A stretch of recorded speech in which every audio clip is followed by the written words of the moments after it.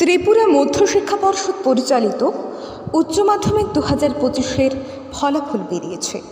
এই উচ্চ মাধ্যমিক পরীক্ষায় নজর কাড়া সাফল্য অর্জন করেছে ধর্মনগর পশ্চিম রাধাপুর গ্রামের কৃতি সন্তান স্বর্ণালী দেবনাথ। তারা প্রাপ্ত নম্বর 486। সে পিএমসি ধর্মনগর বালিকা বিদ্যালয়ের বিজ্ঞান বিভাগের কৃতি ছাত্রী। বাবার নাম গৌতম দেবনাথ ও মায়ের নাম মধুমিতা নাথ। স্বর্ণালীর এই সাফল্যের পেছনে তার মা বাবা ওর পরিবার ছাড়াও স্কুলের শিক্ষক শিক্ষিকা ও গৃহশিক্ষকদের অবদান ছিল বলে ধন্যবাদ জানিয়েছেন। ছবি আঁকতে, বাচ্চাদের সাথে খেলতে ভালো লাগে স্বর্ণালীর এই সাফল্যে খুশি ও গর্বিত ওর মা বাবা, পরিবার, স্কুলের শিক্ষক, গৃহশিক্ষক সহ সকল এলাকাবাসী। ধর্মনগর লাইভের পক্ষ থেকে তোমাকে কংগ্রাচুলেশন। প্রথমে তোমার পরিচয়টা জানতে চাইবো। নমস্কার, আমি স্বর্ণালী দেবনাথ। আমার বাবা গৌতম দেবনাথ এবং মা মধুমিতা নাথ। আমি পশ্চিম রাধাপুর এলাকার বাসিন্দা।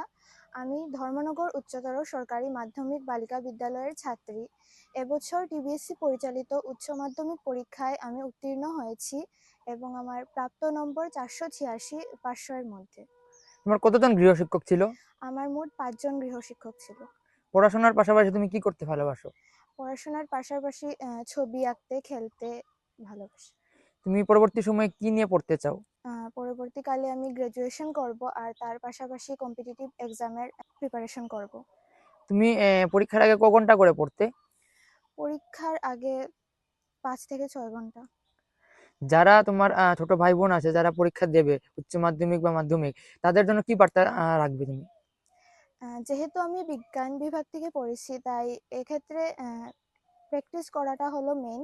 তাই টিচার পড়ানোর পর বারবার প্র্যাকটিস করতে হবে আর তার পাশাপাশি নিজের মানসিক স্থিতিকেও ঠিক রাখতে হবে। এটাই।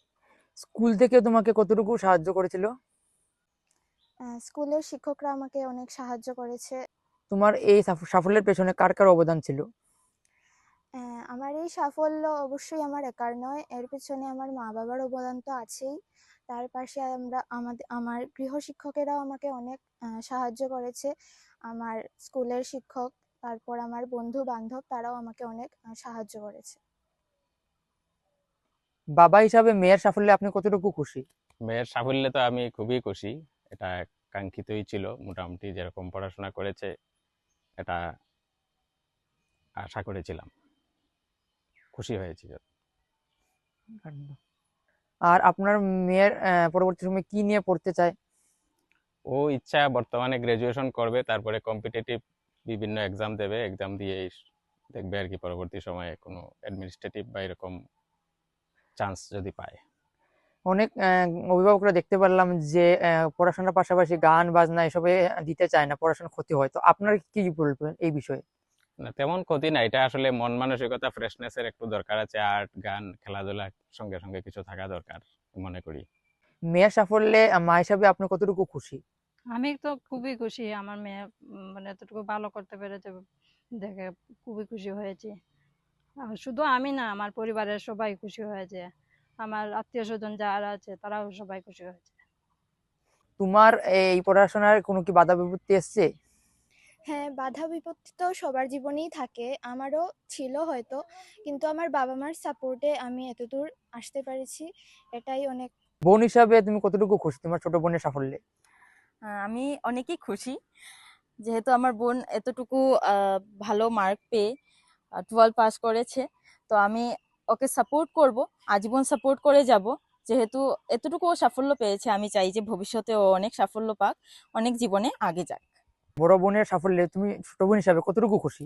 আমি অনেক খুশি। আমি চাই ও আরো আগে যাক এবং আমি ওর জন্য কিছু করতে চাই এবং ও আমাকেও সাপোর্ট করুক।